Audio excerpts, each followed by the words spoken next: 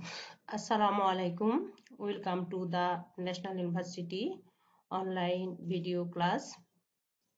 During this pandemic, I feel proud to be the part of this National University online video class lecture as a resource person. Please maintain the health rules.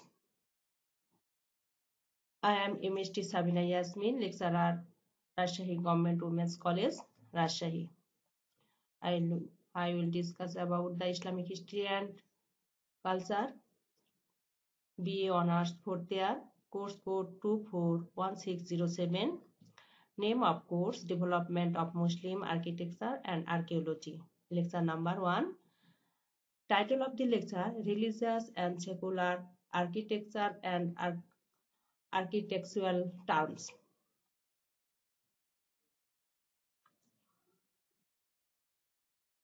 সুপ্রিয় শিক্ষার্থীবৃন্দ, আমরা স্ক্রিনে একটি চিত্র দেখতে পাচ্ছি।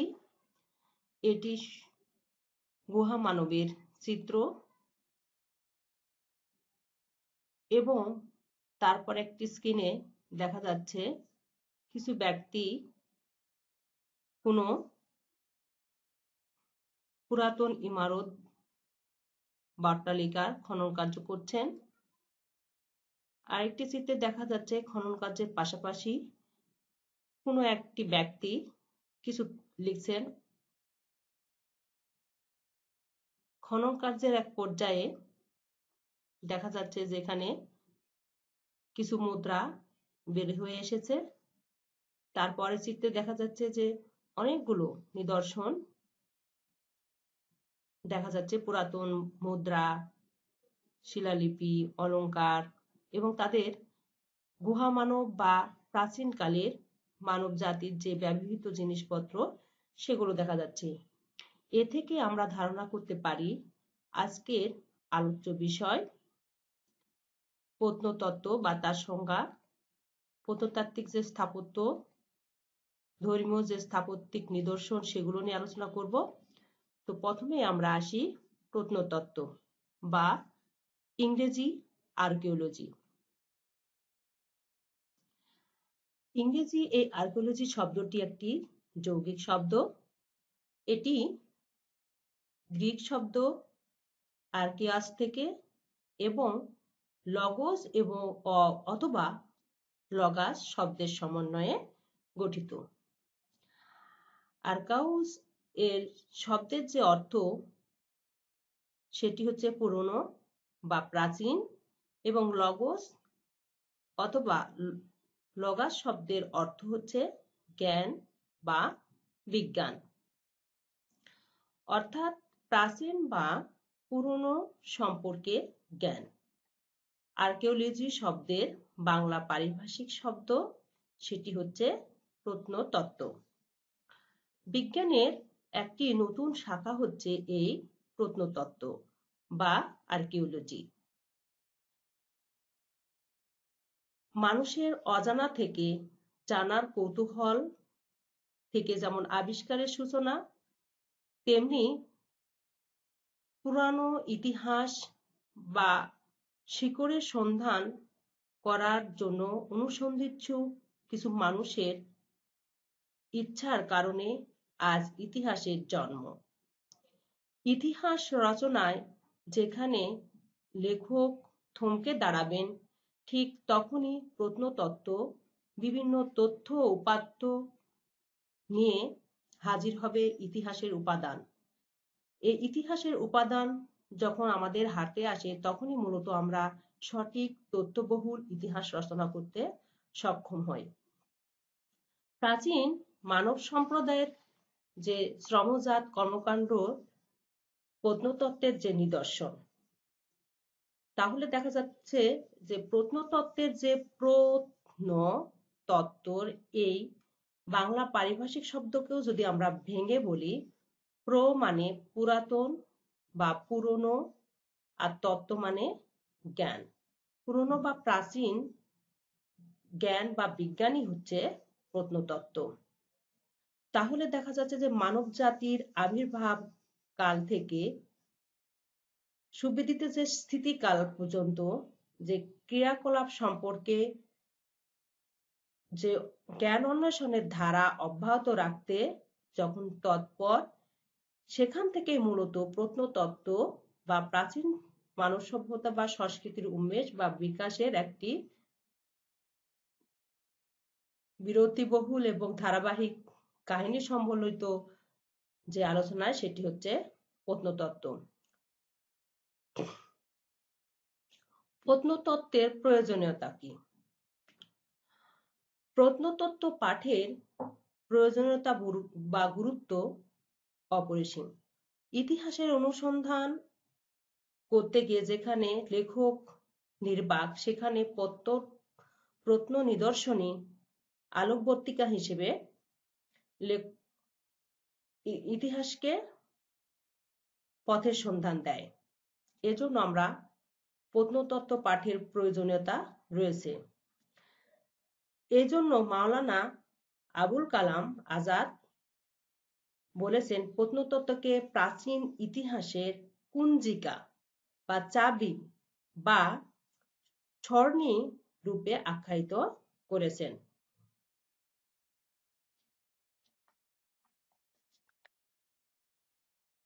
অজানাকে জানার উদ্দেশ্যে মানুষ যেমন পৃথিবীর যাবতীয় বিজ্ঞানের জন্মদাতা, তেমনি বৈজ্ঞানিক আবিষ্কারের মূল প্রেরণা, তেমনি প্রত্নতাত্ত্বিক অন্বেষণের মূল ভিত্তিই হচ্ছে অজ্ঞাতকে পরিজ্ঞাত করা বা অজানাকে জানার এবং অজানাকে জানার সুযোগ সৃষ্টি করা। তাহলে প্রত্নতত্ত্বের মাধ্যমে আমরা অজানাকে জানতে পারি। সেজন্য প্রত্নতত্ত্বের এক কথায় আমরা বলতে পারি, প্রত্নতত্ত্ব এমন একটি বিশেষ বিজ্ঞান যা প্রাচীন ইতিবৃত্তকে শুধুমাত্র পরিজ্ঞাত করে তোলার কাজে নিয়োজিত না থেকে বরং একে নির্ভরযোগ্য তত্ত্বে সমৃদ্ধ করে তোলে। তাহলে বোঝা যাচ্ছে সাধারণভাবে প্রত্নবিজ্ঞান প্রত্নতত্ত্বেরই একটি অধ্যয়নে একটি ব্যাপৃত রয়েছে। আমরা প্রত্নতত্ত্বের কেন অনুসন্ধান করব? প্রত্নতাত্ত্বিক অনুসন্ধানের মাধ্যমে আমরা বিভিন্ন তথ্যপাত্র সংগ্রহ করতে পারি। এটি ব্যক্তিগত হতে পারে, প্রত্নতত্ত্ব বিভাগ হতে পারে, জাদুঘর কর্তৃক পরিচালিত অনুসন্ধানও হতে পারে। প্রত্নতাত্ত্বিক খনন কার্যর মাধ্যমে হতে পারে, প্রত্নতাত্ত্বিক নিদর্শনের মাধ্যমে এর মৌলিক বিষয়গুলো আমরা পেতে পারি, প্রত্নতাত্ত্বিক সুরক্ষণ, সংরক্ষণ ইত্যাদি বিষয়গুলো প্রত্নতত্ত্বের সাথে জড়িত। তো সুপ্রিয় শিক্ষার্থীবৃন্দ, প্রত্ন নিদর্শন হিসেবে আমরা যেগুলো পেতে পারি সেগুলো হচ্ছে শিলালিপি, শাসনলিপি, বিভিন্ন ধাতব মুদ্রা, বিভিন্ন প্রস্তর মূর্তি এবং ব্রোঞ্জ মূর্তি। এগুলো থেকে আমরা সে সময়ের ইতিহাস উদ্ধার করতে পারি, বিভিন্ন তথ্য উপাত্ত সংগ্রহ করতে পারি, যা ইতিহাস রচনায় আমাদেরকে উদ্বুদ্ধ করবে। তাহলে আমরা প্রত্নতত্ত্ব পাঠের গুরুত্ব আলোচনা করে ফেলেছি। এবার আমরা আসি স্থাপত্য।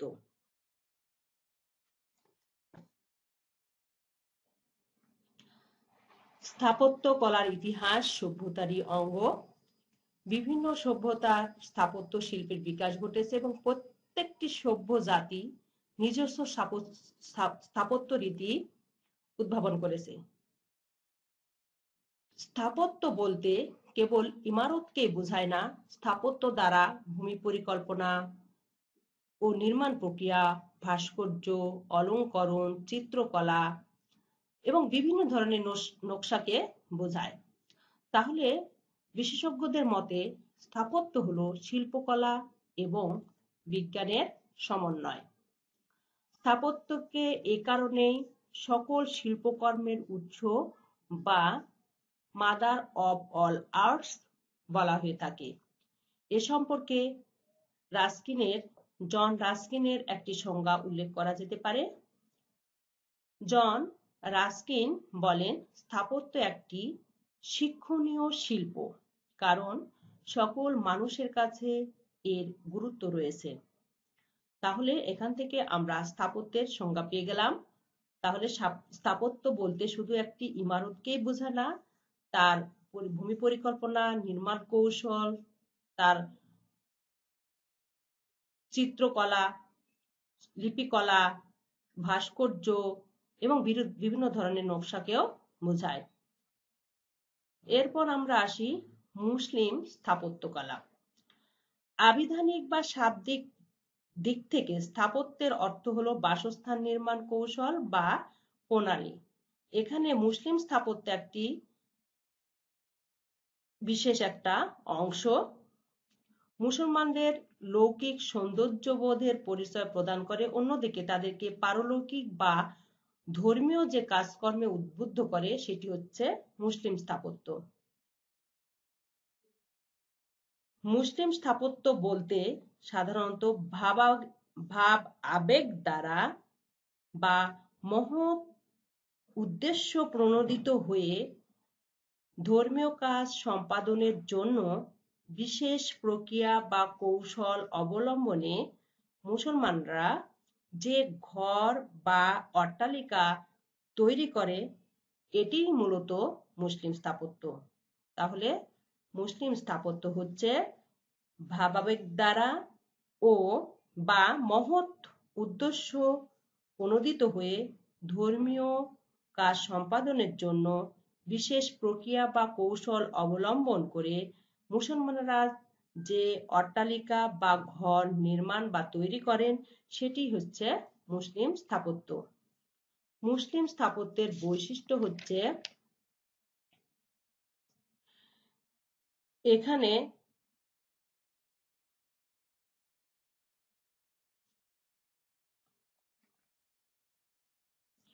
মুসলিম স্থাপত্যের বৈশিষ্ট্য, মুসলিম স্থাপত্য সাধারণত দুই ভাগে ভাগ করা যেতে পারে।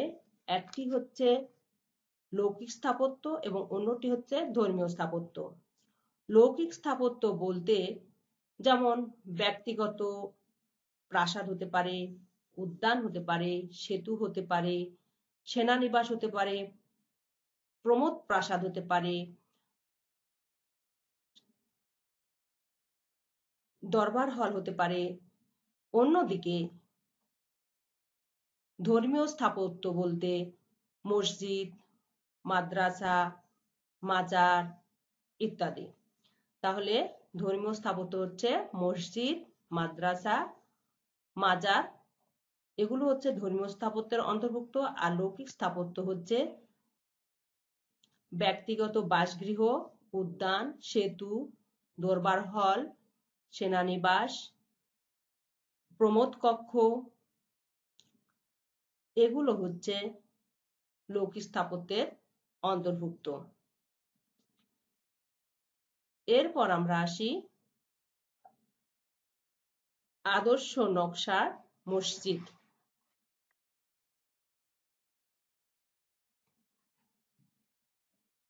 আদর্শ নকশার মসজিদ সম্পর্কে আলোচনার আগে আমরা একটু ছোট্ট করে বলতে চাই যে মুসলিম স্থাপত্যের সূচনা হযরত মুহাম্মদ সাল্লাল্লাহু আলাইহি সাল্লামের জন্মের পর তিনি দেখলেন কাবাগৃহ পূর্বে নির্মিত হয়েছিল, যেটি আদম আলাইহিস সালাম কোরআনের মাধ্যমে জানা যায় যে আল্লাহর আদেশে আদম আলাইহিস সালাম পঞ্চ পর্বতের পাথর দ্বারা এটি নির্মাণ করেছিলেন।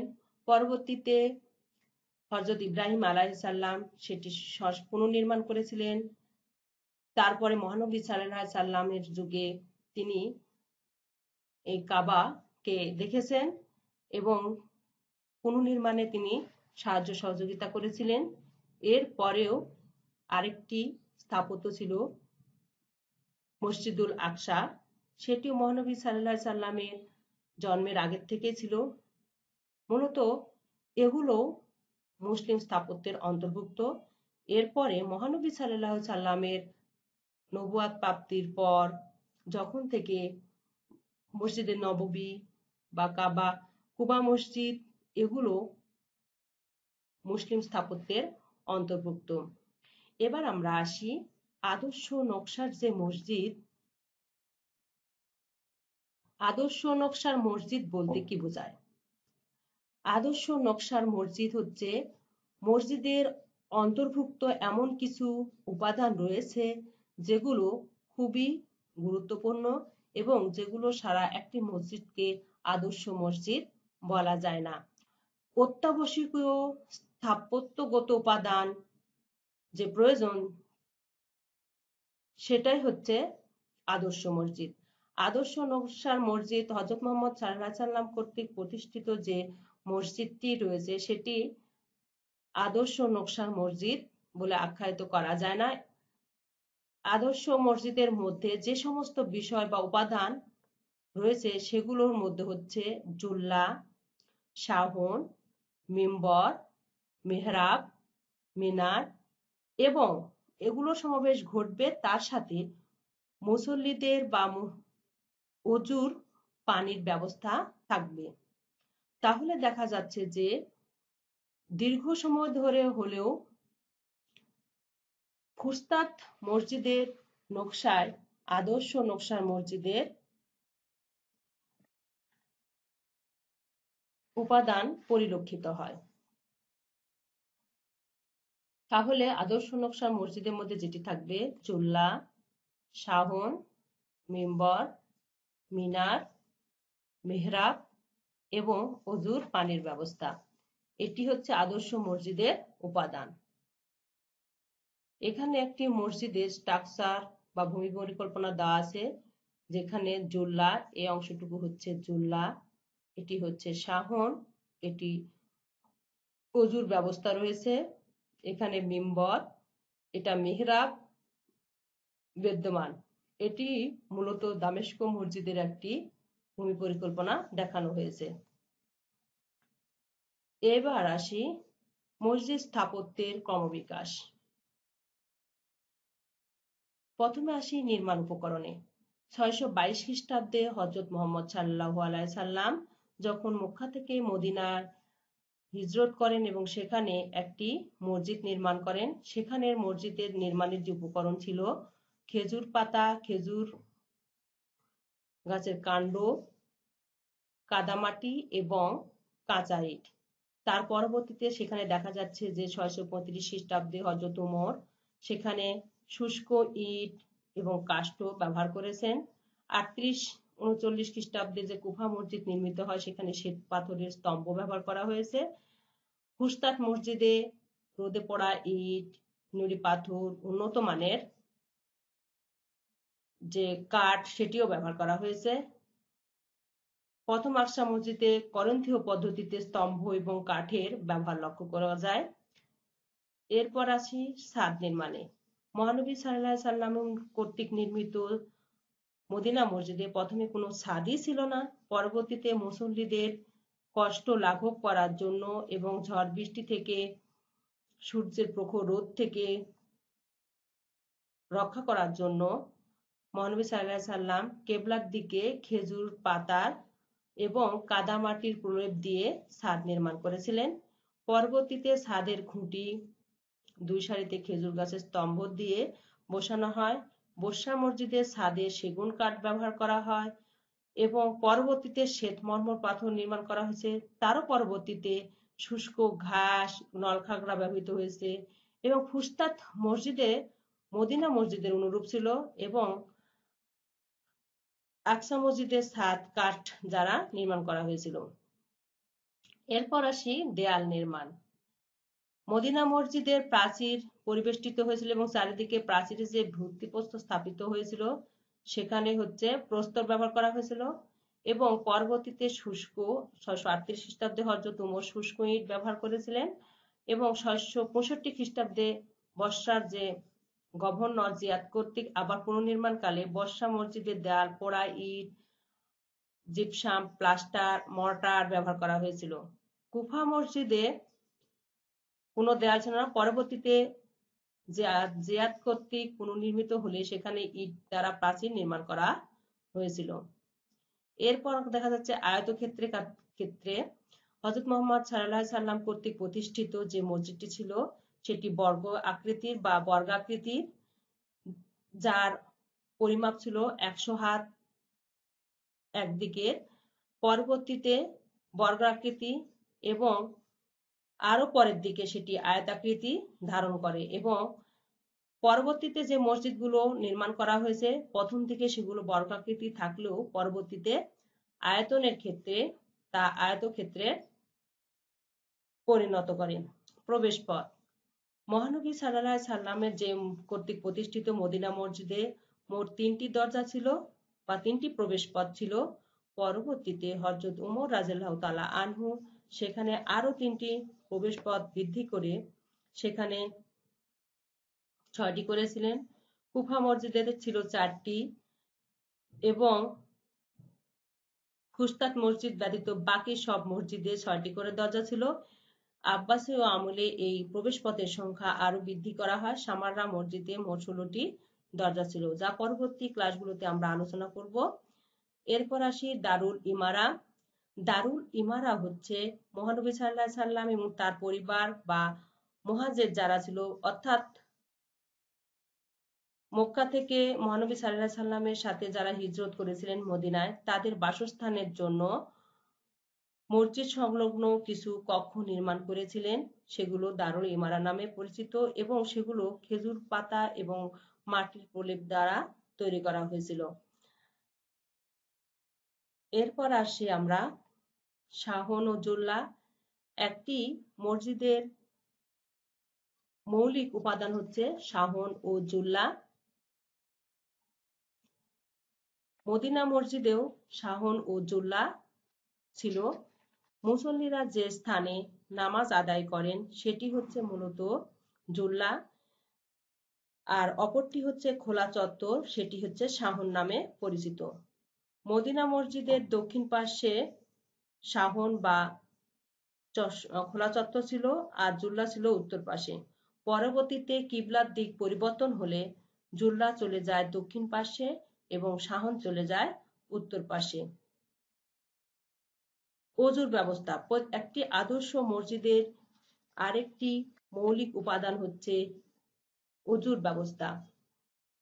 মদিনা মসজিদের খোলা আঙ্গিনার একপাশে অজুর জন্য পানির ব্যবস্থা ছিল এবং এর কুফা মসজিদে চতুর্দিকে পরিখা খনন থাকায় এখানে অজুর ব্যবস্থা করা যেত এবং ফুসতাত মসজিদেও বায়তুল মালের নিচে একটি ফোয়ারা বা অজুর ব্যবস্থা করা হয়েছিল এবং দামেস্ক মসজিদের শাহনের মাঝখানে 3টি কক্ষের মধ্যে একটি কক্ষ, মাঝখানে যে কক্ষটি ছিল সেটি শাহন হিসেবে মসজিদের অজুর ব্যবস্থা করা ছিল।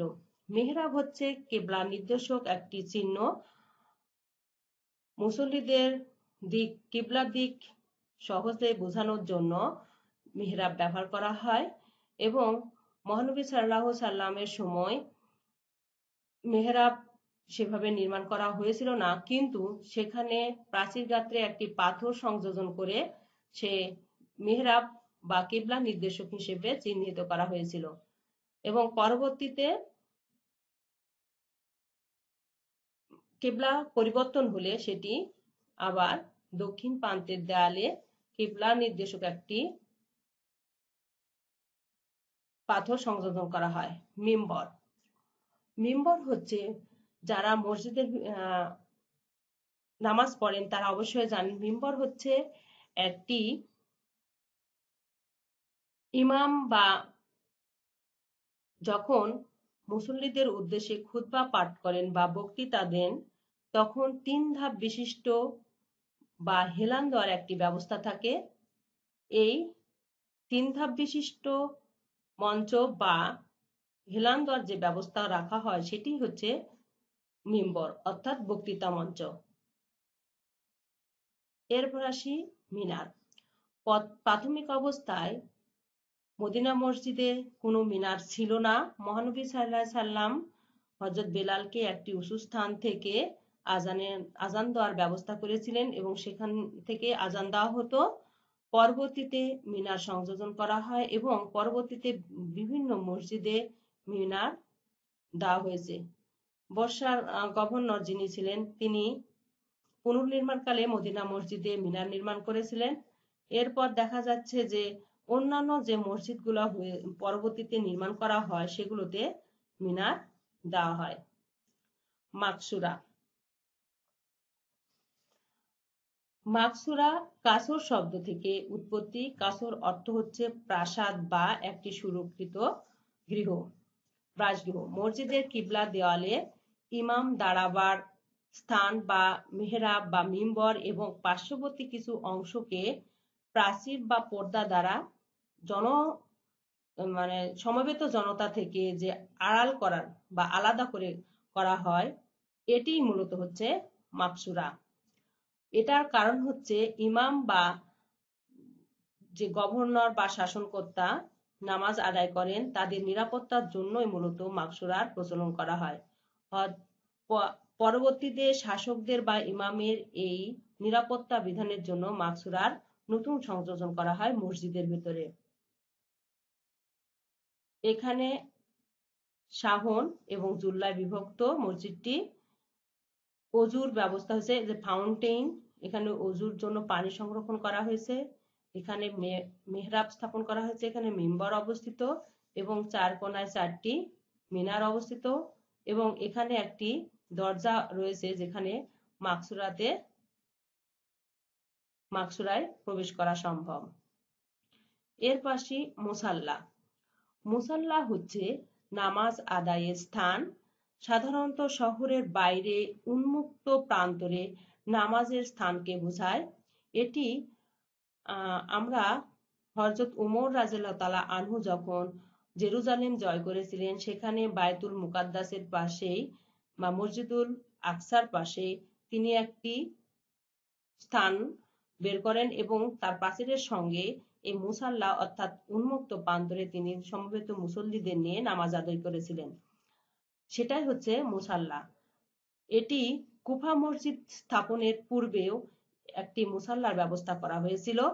এছাড়াও বর্তমানে আমাদের যে ঈদগাহ, যেখানে উন্মুক্ত প্রান্তরে ঈদের নামাজ পড়া যেহেতু সুন্নাত, সেহেতু আমাদের এই মুসাল্লার থেকেই আমাদের যে উন্মুক্ত ঈদগাহ ময়দান রয়েছে সেটি করা হয়েছে এবং তার প্রতিফলন ঘটেছে।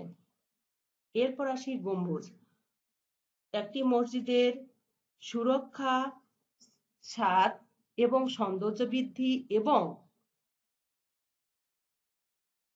ইমামের কথা মসজিদের শেষ ব্যক্তি পর্যন্ত পৌঁছানোর জন্য বিশেষ কায়দায় এই গম্বুজ নির্মাণ করার প্রচলন শুরু হয় এবং এই গম্বুজ এক এক মসজিদে এক এক রকম করে তৈরি করা হয়েছে। খিলান। খিলান হচ্ছে এমন একটি নির্মাণ কৌশল যা দুটি স্তম্ভের মাঝখানে বিশেষ কায়দায় পাথর বা ইট দিয়ে খিলান তৈরি করা হয়। এরপর আমরা আসি খিলানের সংজ্ঞা হচ্ছে একটি উন্মুক্ত স্থানের সংযোগ সাধনের উদ্দেশ্যে ইট বা পাথর বা অন্য কোনো উপাদান ব্যবহার করে বা গোজাকৃতি বা মৌলিক জোড় স্থাপনের জন্য একটি অর্ধা বৃত্তাকার বা গোলাকার যে স্থাপত্য কৌশল, সেটি হচ্ছে আর্চ বা খিলান। কোন ছিদ্রপথের ওপর বক্রাকৃতি শিরোভাগকে ঢাকা হিসেবে বা ঢালাও হিসেবে যেটা ব্যবহার করা হয় সেটি মূলত খিলান। খিলান নির্মাণের কৌশল হচ্ছে, খিলান দুইভাবে নির্মাণ করা যায়, একটি কার্বেল এবং দ্বিতীয় হচ্ছে ভুসু আর্চ পদ্ধতি। প্রথমটিতে লম্বালম্বি ভাবে অসংখ্য প্রস্তর খণ্ড পর পর এমন ভাবে স্থাপন করা হয় যেন প্রত্যেকটি সামান্য বাড়তে থাকে এবং ফলে একটি বক্রাকার খিলানের সৃষ্টি হয়। আর দ্বিতীয়টি হচ্ছে ভুসু আর্চ পদ্ধতি, সেটি হচ্ছে পাথরখণ্ড গোলাকার ভাবে পরস্পরের সঙ্গে এমন ভাবে জড়িয়ে রাখা হয় যেন একটি অপরটিকে চাপ দিতে থাকে, ফলে নিম্নমুখী চাপ রোধ করা সম্ভব হয়। এটি হচ্ছে খিলান নির্মাণের কৌশল। এরপর আমরা আসি উচ্চ। মুসলিম স্থাপত্যে খিলান সরাসরি ব্যবহৃত হয়নি, বরং মুসলমানগণ বাইজেন্টাইন যে সাম্রাজ্য ছিল সেটি জয় করার পর গ্রিক স্থপতিদের মাধ্যমে মুসলিম স্থাপত্য শিল্পের মধ্যে এর অনুপ্রবেশ ঘটে। এরপর আমরা আসি খিলানের প্রকারভেদ। খিলান বিভিন্ন প্রকারের হয়ে থাকে। অর্ধ গলাকৃতি খিলান, খাস করা খিলান, অশ্ব ক্ষুরাকৃতি খিলান, অশ্ব নলাকৃতি খিলান, কৌণিক খিলান, 3 বা 4 বা বহুপত্র বিশিষ্ট খিলান, সুসালো খিলান প্রভৃতি। ডম অব দি রক যে যখন আমরা পড়বো তখন আমরা সেখানে দেখব অর্ধবৃত্তাকার খিলান। দামেস্ক জামে মসজিদ, ইবনে তুলনের মসজিদে যে কৌণিক খিলান ব্যবহার করা হয়েছে সেটিও আমরা তখন দেখব, এবং কর্দোবা মসজিদে সর্বপ্রকার যে খিলান ব্যবহার করা হয়েছে সেই চিত্র আমরা তখন দেখতে পাবো। প্রথমে আমরা আসি গলাকার খিলান। স্থাপত্য রীতির ক্ষেত্রে খুবই সাধারণ আকৃতির যে খিলান সেটা হচ্ছে রাউন্ড আর্কস বা গোলাকার খিলান। এটি এক বিন্দু থেকে অর্ধবৃত্তাকারে একটি বেড়া দ্বারা অর্ধ গোলাকার খিলান সৃষ্টি করা হয়। পরবর্তীকালে এই খিলানটি বাইজেন্টাইন খিলানের প্রয়োগ লক্ষ্য করা যায়। হর্সশুস আর্টস মানে হচ্ছে অশ্ব গলাকৃতির যে খিলান গোলাকার, এটি মূলত অর্ধবৃত্তাকার খিলানি থেকে অশ্ব নলাকৃতি খিলান সৃষ্টি করা হয়েছে। নিম্নাংশের যে বক্র অংশ এটি দেখা যাচ্ছে, এটি অর্ধ গোলাকার অপেক্ষা একটু সামান্য বাড়িয়ে দেওয়া হয়েছে, যা মুসলিম স্থাপত্যের মধ্যে আদি পর্বের এর বিশেষ করে দামেস্ক, কায়রোয়ান, সুসা, কর্ডোবা যে মসজিদের দেখা যায় এই ধরনের খিলান। এরপর দেখা যাচ্ছে ল্যান্সেট কৌণিক খিলান। এই খিলানটি আস্তে আস্তে কৌণিক আকার ধারণ করেছে। এই খিলানই সবচেয়ে বেশি ব্যবহার করা হয় কৌণিক খিলান। এই কৌণিক খিলান দুটি বলয় বা বৃত্ত সৃষ্টি করে। দ্বিবলয় বা সৃষ্টি করার ফলে এর নাম দ্বিবলয় খিলানও বলা হয়ে থাকে। এরপর আসে ট্রিফয়েল। ট্রিফয়েল 2 রকম হতে পারে, এভাবেও তৈরি করা যায়, এভাবেও ট্রিফয়েল আর্টস। এটা গতিক পদ্ধতিতে তৈরি। ত্রিপত্র খিলান। 3টি পাতার বক্ররেখা পরস্পর সংযুক্ত বা সমন্বয় ঘটিয়ে যে খিলান তৈরি করা হয় তাকেই মূলত ট্রিফয়েল বা ট্রিফয়েল আর্টস বলা হয়।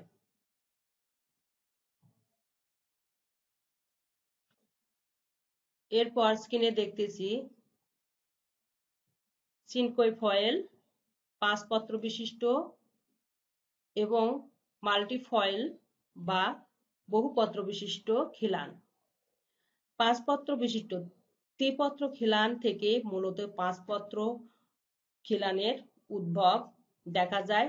সৌন্দর্য বৃদ্ধি এবং স্পেনের যে দেখা যায় যে সামাররা বা ইবনে তুলুন যে মসজিদ আমরা যখন পড়বো সেখানে আমরা 5 পত্র বিশিষ্ট খিলান দেখতে পাবো, এবং সেখানে বহির প্রাচীরের যে জানালাগুলো ব্যবহার করা হয়েছে এখানে সেই খিলানের ব্যবহার আমরা দেখতে পাবো। এখানে মাল্টিফয়েল বা একাধিক 5টি নয়, 3টি নয়, 5টি নয়, অনেকগুলো পত্র সমন্বয়ে এই খিলানটি তৈরি করা হয়েছে। এটি দিল্লির ইলতুৎমিশের যে সমাধি সেখানেও ব্যবহার করা হয়েছে। বাংলাদেশের যে বাঘা মসজিদ রয়েছে সেখানেও আমরা এই মাল্টিফয়েল বা বহুপত্র বিশিষ্ট খিলানের ব্যবহার দেখতে পাই, এবং গৌড়ের ছোট সোনা মসজিদেও বহু পত্র বিশিষ্ট যে খিলান এটিও ব্যবহার করা হয়েছে। এরপর আসি নিম্নমুখী চাপ রোধকারী খিলান। স্থাপত্যের নিম্নমুখী চাপ লাঘবের জন্য যে খিলান তৈরি করা হয় সেটি মূলত নিম্নমুখী চাপ রোধকারী খিলান। কুব্বাতুস সাখরা যে রয়েছে তার প্রবেশ পথে নিম্নমুখী চাপ রোধকারী খিলান ব্যবহার করা হয়েছে, এবং ইবনে তুলুনের যে মসজিদ সেই মসজিদেও আমরা নিম্নমুখী চাপ রোধকারী খিলান দেখতে পাবো। কৌণিক অশ্বনলাকৃতির খিলান। কৌণিক অশ্বনলাকৃতির খিলান হচ্ছে উপরের দিকে সামান্য কোণাকৃতি হয়ে থাকে। এই খিলান কায়রোর কোনো মসজিদে লিওয়ানের দেখা যাচ্ছে মধ্যবর্তী স্থানে ব্যবহার করা হয়েছে। 3 দরজা বিশিষ্ট যে মসজিদ রয়েছে সেই দরজার উপরে কৌণিক অষ্টনলাকৃতি খিলান ব্যবহার করা হয়। তাহলে সুপ্রিয় শিক্ষার্থীবৃন্দু, এখানে আমরা অনেকগুলো খিলান সম্পর্কে জানলাম। এছাড়াও আরো অনেকগুলো খিলানের ব্যবহার আমরা দেখতে পাবো। বেল আকৃতির খিলান, কৌণিক অষ্টনলাকৃতির খিলান, এই ধরনের খিলান ব্যবহার করা হয়েছে। তাহলে আমাদের সিলেবাসের অন্তর্ভুক্ত যে বিষয়গুলো প্রথম অধ্যায়ে ছিল, প্রত্নতত্ত্ব, স্থাপত্য, মুসলিম স্থাপত্য, মুসলিম স্থাপত্যর ক্রমবিকাশ, খিলান পরীক্ষায় মোটামুটি প্রায়ই আসে খিলান কি, খিলানের প্রকারভেদ এবং বিভিন্ন রকমের খিলানের বর্ণনা দাও, সে সম্পর্কেও আমরা আলোচনা করলাম। এ সম্পর্কে আরো তথ্য সংগ্রহের জন্য আমরা যে গ্রন্থগুলো পড়বো সেগুলো হচ্ছে A.K.M. ইয়াকুব আলী, মুসলিম স্থাপত্য ও শিল্পকলা, A.B.M. হোসেন, আরব স্থাপত্য, অধ্যাপক ডক্টর সৈয়দ মাহমুদুল হাসান, মুসলিম শিল্পকলা ও স্থাপত্য, প্রফেসর মোহাম্মদ আব্দুল করিম ও ডক্টর মোহাম্মদ আবুল কালাম, মুসলিম স্থাপত্য ও প্রত্নতত্ত্বের বিকাশ, এবং ক্র্যাসওয়েলের A.K.C.'র history of Muslim art and architecture. তো সুপ্রিয় শিক্ষার্থীবৃন্দু, সবাইকে ধন্যবাদ জানিয়ে আজকে আমার ক্লাস শেষ করছি। আল্লাহ হাফেজ।